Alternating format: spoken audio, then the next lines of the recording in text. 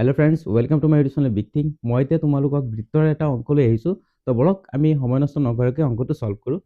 তো প্ৰশ্নটো দিয়া আছে যে 28 সেন্টিমিটাৰ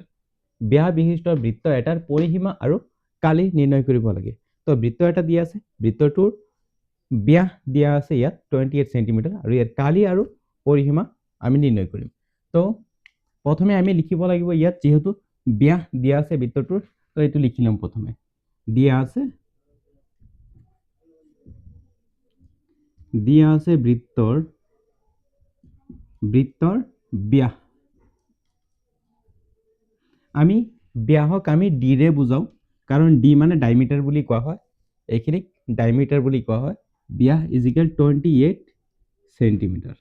আকৌ আমি যে জানো যে ব্যাসক আমি ব্যাসাৰ্ধক প্ৰকাশ কৰিবলৈ হলে 2 ৰে ডিভাইড কৰিব লাগিব তেতিয়া হলে ব্যাসাৰ্ধ হ'ব r is equal এটো 28 ক আমি 2 ৰে হৰণ কৰিব লাগিব যেহেতু ব্যাসাৰ্ধ r is equal d/2 হয় তো ইয়াৰ 28 ডিভাইডেড বাই 2 হ'ব অৰ্থাৎ আমাৰ ব্যাসাৰ্ধ আমি পাম গৈ 14 সেন্টিমিটাৰ এতিয়া আমি বৃত্তৰ পৰিসীমা আৰু কালি নিৰ্ণয় কৰিম therefore বৃত্তৰ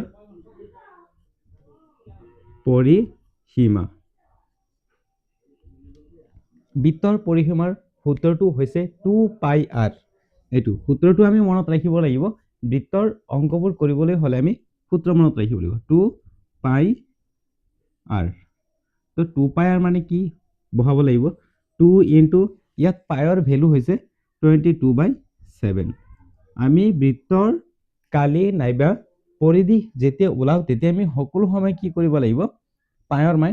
22/7 দিব লাগিব নাইবা 3.14 দিব লাগে ঠিক আছে তো আমি ইয়াত 22/7 বুলি উল্লেখ কৰিলো ইনটু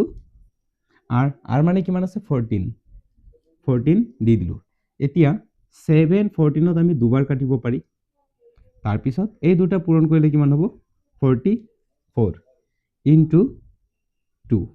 তাৰ মানে 88 সেন্টিমিটাৰ হ'ব আমাৰ বৃত্তটোৰ পৰিসীমা আকৌ বৃত্তৰ কালি উলাব লাগিব তো বৃত্তৰ কালিৰ কাৰণে সূত্ৰটো কি আছিল এতেকে বৃত্তৰ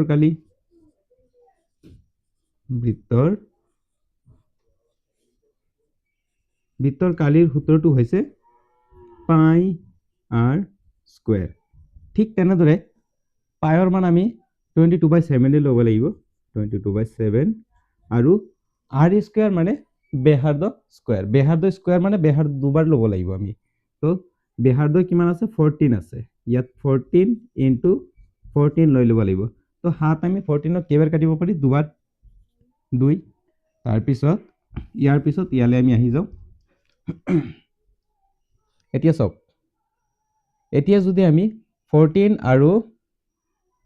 2 ইনটু কৰো তেতিয়া হলে 28 হ'ব 22 ইনটু 28 এতিয়া 28 আৰু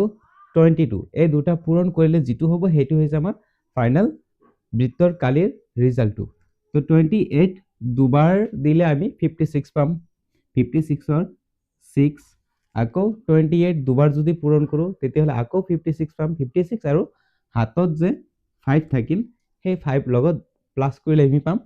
61 পাম তো 616 হৈছে আমাৰ বৃত্তৰ কালি তো কালিৰ কাৰণে আমি সকলো সময়ত সেন্টিমিটাৰ স্কয়াৰ দিব লাগে অৰ্থাৎ বৰ্গ সেন্টিমিটাৰ এটো পূৰণ কৰিলে 56 হয় 28 ইনটু 2 মানে 56 56 ৰ 6 আকৌ 56 আৰু হাতত আছিল 5 তো প্লাস কৰিলে হ'ব 61 তো এইখিনি হৈছে আমাৰ ফাইনাল ৰিজাল্ট তো তোমালোকে এনেকে বাকি যিমানবোৰ অংক আছে তো পৰীক্ষাত আহিলে এনেকে কৰিব পাৰে আৰামছে বৃত্তৰ পৰিসীমাৰ সূত্ৰটো হৈছে এইটো আৰু কালিৰ সূত্ৰটো হৈছে এইটো আৰু বাকি একো বেমাজানি নাই আৰু আমি জানিব লাগিব যে কেতিয়াবা ব্যাস যদি দিয়া থাকে ব্যাসক আমি কি কৰিম 2 ৰে ডিভাইডেড কৰিলে আমি ব্যাসাৰ্ধ পাম তো এইখিনি বস্তু মনত ৰাখিলে হল তো আৰু বেসিক বস্তুটো মনত ৰাখা যে এটো হৈছে ব্যাস আৰু ব্যাসাৰ্ধ হৈছে ইয়াৰ পৰা এইখিনি হৈছে ব্যাসাৰ্ধ আৰু পৰিধি হৈছে এই এৰিয়াটো এই বাউণ্ডাৰী এৰিয়াটো হৈছে পৰিধি আৰু ভিতৰত থকা এই ক্ষেত্ৰফলটোক আমি কালি বুলি কওঁ এই ভিতৰত থকা ক্ষেত্ৰফলটোক কালি বুলি কওঁ তো কালি